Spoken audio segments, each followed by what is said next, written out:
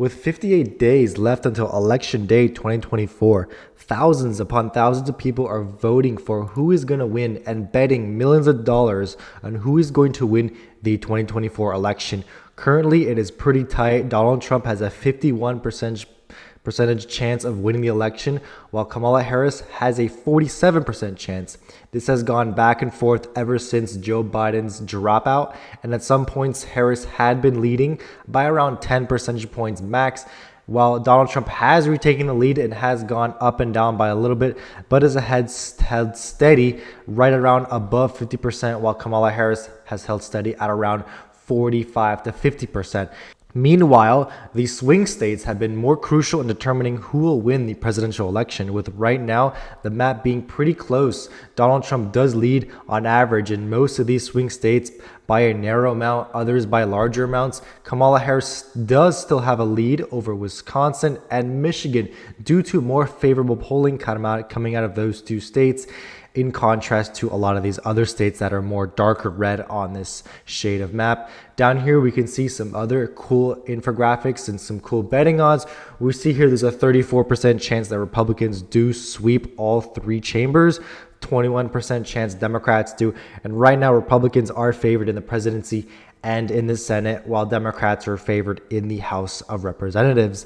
But this video isn't going to be about just that. This video is going to be about filling up this 2024 map based on these percentage chances on each candidate winning a particular state. Now, the way I will be doing this is I will be distributing the 85% chance and over for any candidate as safe, the 75% chance or higher as likely, the 60 to 75% chance being lean, and then 50 to 60 will be considered tilt on this map. So let's get started with the safe states for each candidate. For Kamala Harris, she'll have the usual Washington, Oregon, California. We'll also be having the states of Colorado and New Mexico on this map. So let's fill out those western states for her. We'll be adding the state of Hawaii. We will also be adding the state of Minnesota, which does have a 92% chance of going for Kamala Harris, as well as the state of Illinois. She is going to be up to 122 now. And let's go up to the Northeast. We're going to have states like Maryland and Delaware, New Jersey, New York, all of these states up in the Northeast, and New England going into our column. And then the state of Maine will also be barely going into that column. So we'll be filling out all of these states in that safe column for her, including Maine's first and Maine at large, because it is a pretty sure thing that she will win the state of Maine. And she'll be at 208 with all those safe states in her column. Donald Trump will also be winning quite a few safe states in his column as well. It'll include Alaska and all of the states up in the Mountain West coming down to Oklahoma. So all those states on our map will be filled in that safe column for him, apart from Nebraska second. It will be including all the states in the deep south except Georgia and North Carolina. This would include the state of Texas, which has an 86% chance of going for Trump, and the state of Florida, which also has an 85% chance of going for Trump. Also, two states, Iowa and Ohio, both have over a 90% chance of going for the former president. So they will both be going in that safe column for him. And this is going to be bringing us back to that competitive map that we're all quite used to. Trump is at 218, and then Harris is at 208. The likely column will not be encompassing too many states. However, there are a couple to go over. To begin with, the state of New Hampshire has an 83 percentage point chance of going for Kamala Harris. So that will be going in that likely column for her. The state of Virginia, which I had forgot, does actually go into that safe column. So this will be actually going into that safe column for her. There's not going to be any other states going into the likely column apart from these two districts. In Maine's second district, Trump has an 81% chance of winning the district, and then vice versa in Nebraska's second district, Kamala Harris has an 81% chance for those to go in her column. So both of these will go in the likely column for each respected candidate, and this will bring the total to 226 and 219.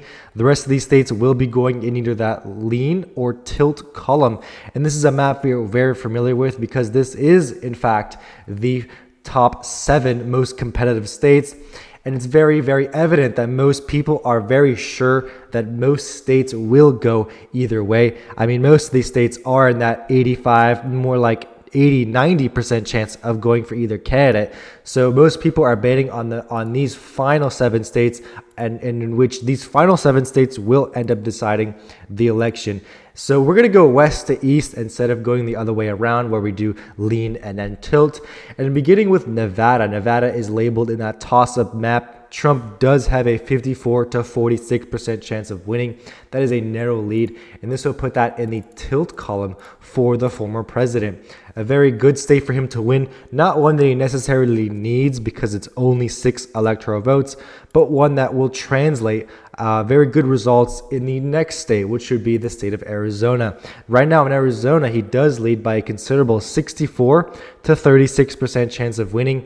And I agree with this because Arizona is one of those states where we have been seeing some favorable polls for Donald Trump. For example, on Real Clear Politics, he does have the largest lead of any swing state. He leads by 1.6.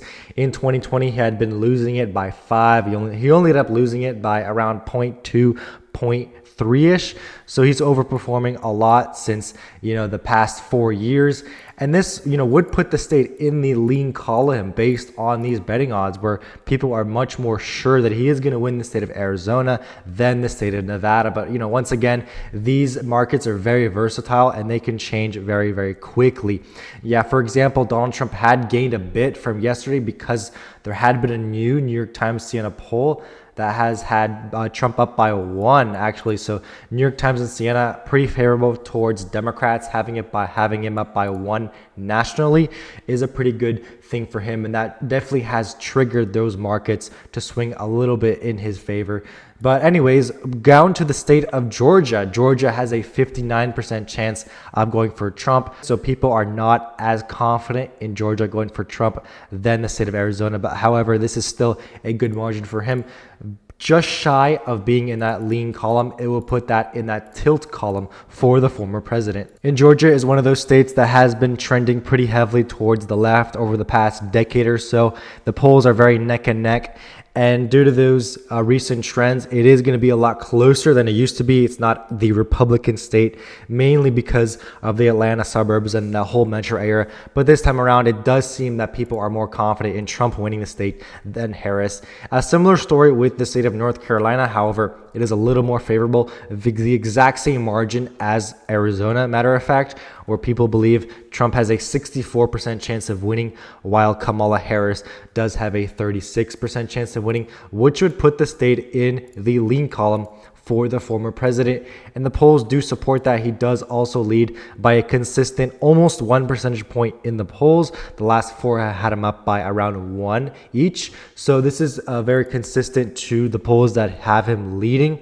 And this is one big reason why people do give him around a 2-to-1 margin of winning the state of North Carolina. And now we are back to these Rust Belt states, the states of Pennsylvania, Michigan, and Wisconsin. But before we complete this map, please subscribe, please like the video, comment down all your suggestions in the section below, and please also check out other of my content on my channel. Thank you guys so much for watching, and let's return now. Let's start with the state of Pennsylvania. In the state of Pennsylvania, it is a pure toss-up, but Trump has built up a 10-point lead up in the following week or so, where he does lead 55 to 45% chance of winning the state. And I'd say the main reason why he is leading by this amount is because the polls in Pennsylvania have been a lot closer than in the polls in Wisconsin and Michigan. And remember, in the polls in Wisconsin, Michigan, and Pennsylvania, the Democrats are usually overestimated by quite considerable amounts. Taking into consideration these past results here are a lot more narrow than the polls that had him. And right now, Trump is up by, actually, it's a complete tie. Trump has been up in the last poll, besides this tie.